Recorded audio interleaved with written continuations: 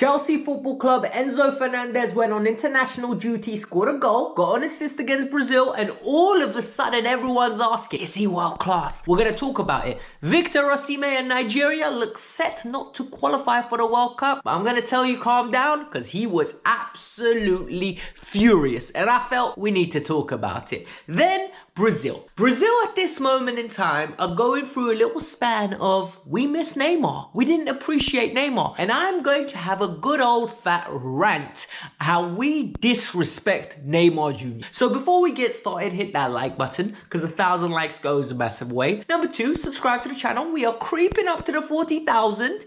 And finally, in the comments below, let me know, is Enzo world class or not? Simply world class or not? Let's go.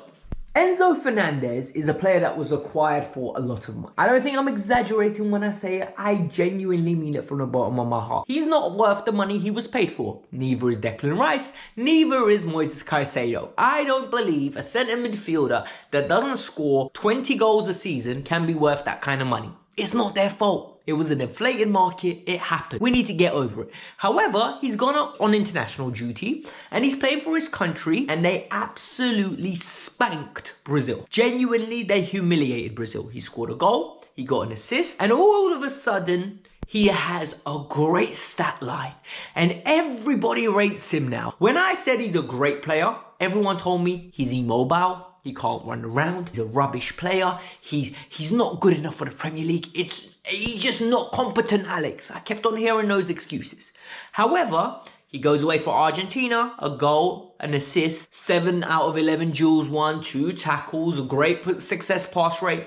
And all of a sudden, everybody now is hyperinflating his actual worth. What I'm hearing now is a top 3 midfielder in the world. He's world class. And I'm here to tell you, he's not world class. To be world class in my eyes, you need to do it across at least 2 years. At least 2 years you need to be top of your game. Enzo hasn't had that. Furthermore, you need to be winning stuff. If you're not winning stuff, there needs to be an outstanding reason why you're not winning stuff. In this case, he's not even getting us into the top 4. We need to see more from Enzo. Listen, there's no bigger fan of Enzo Fernandez than me, than the person that created the Kavkas View. I think he's a phenomenal player. But I'm also not in the business of hyping these players up to a level where when their form just deteriorates slightly, people start holding them to those standards. And then I'm saying it's unfair. We need to be open, we need to be honest, and we need to be transparent with how we judge these players. Chelsea have one world-class player in their team, Reece James. Reece James, when fit, his standards are up here. Cole Palmer, Moises Caicedo, Enzo Fernandez, and Marc Cucurella, they're working towards it. If they stay consistent for another 2 years, or maybe another year, then Chelsea are in the Champions League, Chelsea are winning some cups, Chelsea are contributing directly to world football, I'm going to say they're world class. Now on to that midfield that Brazil had. Joelinton and Andre. The Wolves relegation battling midfielder and Joelinton. I'm so sorry, yeah. There is no way this is a Brazilian midfield. Andre Santos didn't get selected. Then players got absolutely hooked and removed from the squad and Andre Santos still didn't come. For me, this is a shame. They should be integrating Andre Santos into that midfield. They should be giving him minutes and they should be allowing him to develop. The guy is arguably the best midfielder in Liga. Arguably. PSG want him. Bayern Munich want him. Chelsea don't want to sell him. Yet he can't get in over Joelinton. Listen, Joelinton is a good footballer, but all he does around is kick shins and bully people with his weight. This is not a footballer. Brazil need more. This is why I always get annoyed at the notion that Declan Rice is a world-class player. Rice is an enforcer with a decent ability on the ball when he has time and space. You need to do more to be world-class. I'm sorry, I'm not having it. Brazil should have better options, and in my opinion, Joelinton, Andre, João Gomez, they're not the solution. Everton, I'm sorry, man, what are we doing here? Speaking about Brazil, hey, isn't it funny how all of a sudden the narrative's changed around Neymar? Look, for me, Neymar, after Ronaldo and Messi, is arguably the best player I've ever seen in my life. I think this is a phenomenal player. This is the type of player you pay money to go see. I've seen him live on the same pitch when they played against Ghana. Ronaldinho and Neymar, it was the passing of the torch game at Fulham's Craven Cottage. Amazing, like, moment to be there. The game wasn't great. However, I got to see Ronaldinho and I got to see Neymar. And trust me when I tell you, seeing him live is mad. This player screams aura. The way he takes a touch, the way he runs with the ball, the way he gravitates people towards him. And what really irritates me is people took it for granted. Now it's, oh yeah, but they got Vinny and they got Rodrigo. Well, let me tell you about Vinny and Rodrigo, you know, because since we're holding them up to the standards of Neymar, let's judge them to the standards of Neymar. Because what I don't like is you have certain standards for some, you berate him, you hold him to those standards, but others, you'll praise them and you'll absolutely overinflate their egos. And when it comes to Neymar, Neymar looks like he's not as good as them. Okay, let's talk about it. Number one, Neymar. Neymar at their age, well, at Vinny's age, already had 52 goals for his country. Vinny's got 6. He's got 6 assists, 39 games. Rodrigo's got 7 goals, 1 assist, 33 games. Neymar had 52 goals. Neymar's record for Brazil, right? And this is mad. When I saw this, I had to double check it. Triple check it. 128 games, 79 goals, 59 assists. Do you know how mad that is? We didn't trust him when he was saying he was doing everything he could. What ended up happening was, oh, his numbers are inflated. He's playing Bolivia, he's playing Peru, he's playing Paraguay. Why aren't they inflating their numbers? Okay, he demands the ball. He takes all the free kicks. He takes all the penalties. He's always got the highest touches. Why are they begging him for him to come back from basically retirement? Because that's what's happened. He's basically in retirement.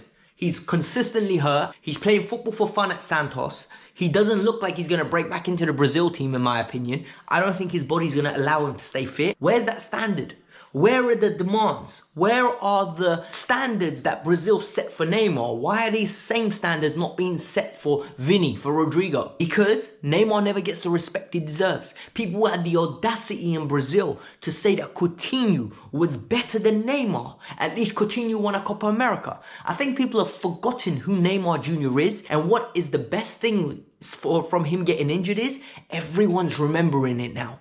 Everyone's like, wow, we might have been a bit too harsh on him. Oh my God, Neymar actually was a world-class player. Neymar wasn't just world-class. If Ronaldo and Messi didn't play, Neymar would have been a bona fide star to the point where people would be talking about him with 5 or 6 Ballon d'Ors. The only problem he had is he was born in the same generation as 2 freaks that were scoring 50, 60 goals a season and normalized it for us. Haaland's got 29 goals this year. No one cares. Do you know why? Because Ronaldo and Messi were getting 50, 60 goals. And for me, it really irritates me when icons like Neymar get diminished because people hold them to unrealistic expectations. But that's my rant over. Now on to Nigeria, and what the hell is going on with them? Because we as a football community, the Kavkas View here needs Nigeria to qualify for the World Cup. I need it. So, Nigeria is struggling to qualify for the World Cup, right? At the moment, South Africa and my South African community watching the Kavkas View, shout out to all of you because I see you in my algorithm, I see you in my statistics. South Africa loves the Kavkas View. I've got bare people from South Africa watching. Respect to all of you.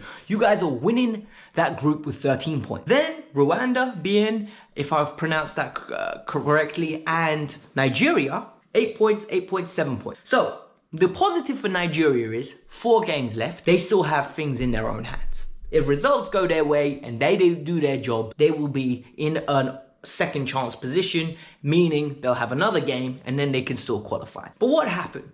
Victor Osimhen scored 2 goals in the game prior. In this game, Victor Osimhen scored a phenomenal. And you know, the goal was so good where I watched it and I was like, how was I so wrong about Victor Osimhen?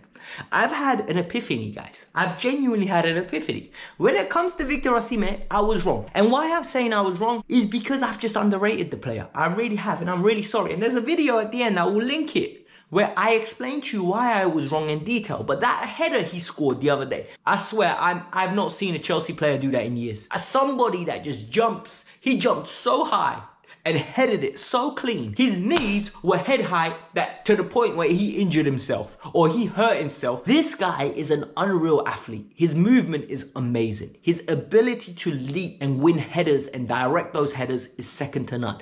The number of crosses Pedro Neto would put on his mask is crazy. Palmer would be finding him because he's a willing runner and he's a great ball striker. We need Victor Osimhen at my club. But why do I say I want Nigeria at the World Cup? A lot of you are going to say, you're not Nigerian. Why do you want Nigeria at the World Cup? Why do you care?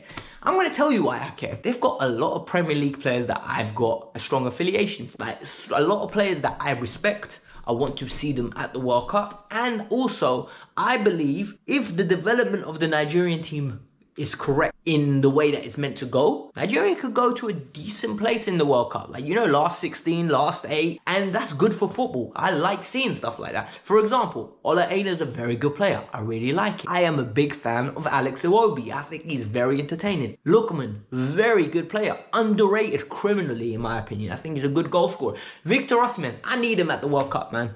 Look, I'm very biased when it comes to what I want to see on my football. I want to see big names. I really do. I want to see the biggest of big names, right, at these tournaments. And I want to see it in a way where we're looking at it and we're like, okay, we're going to have Osimhen versus Salah in one game. Osimhen versus Lamine Yamal in one game because it's Spain versus Nigeria. All that stuff for me is exciting. I love storylines. Look, I'm an NBA fan. I'm a wrestling fan. I watch WWE. I watch the NBA. And both products are full of storylines. Nothing will be better than going into a World Cup where the star players of all the teams are massive names. And that's why I want Nigeria to qualify. And that's why I'm telling you lot, the Kavkas View supports Nigeria for this game. Like, they need to qualify, man.